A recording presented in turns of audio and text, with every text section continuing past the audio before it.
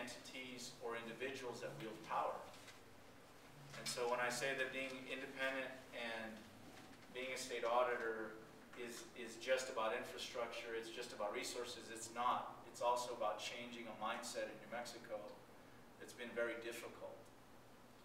But because the office wields so much power, and because I really believe there's a fundamental need for greater transparency, we've done okay in those battles. We've done okay, you know, but we've had to build partnerships. We've had to go into entities where entities said, what are you doing here? And I said, well, the auditor's supposed to come every year, theoretically, and you're supposed to submit the report and then we review it. But they say, what are you doing here? Really, what are you doing here? And that's a cultural thing where entities tend to think that that money's coming no matter what, which is a fallacy. And they also tend to think that they can, whatever they do with it, outside of the disgruntled citizen coming in to that board meeting, that they'll get another shot next year. And if there's an error here or there, it's only 1 to 2 million. We'll get it back.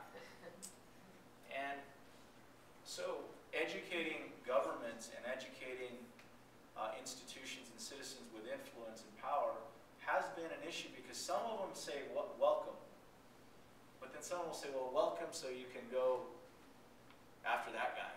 It's like, wait a minute. Or some of them say, what are you doing here? And that's been a very interesting challenge. Now it's something that I'm up for. I enjoy it. I mean, I think part of growing up in rural New Mexico and being a lawmaker, being a prosecutor, and being kind of a street kid has really prepared me for that scrappy struggle.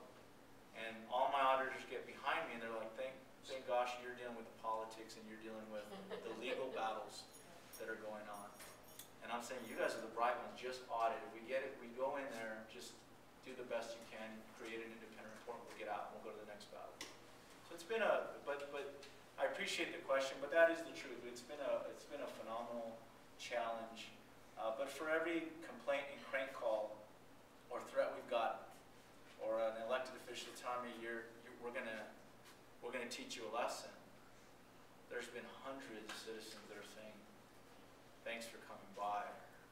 You know, wow, we didn't know we could call that guy. And so that's what I hope to leave, that legacy, that this office will be completely transformed, and at some point, citizens will start defending the state auditor.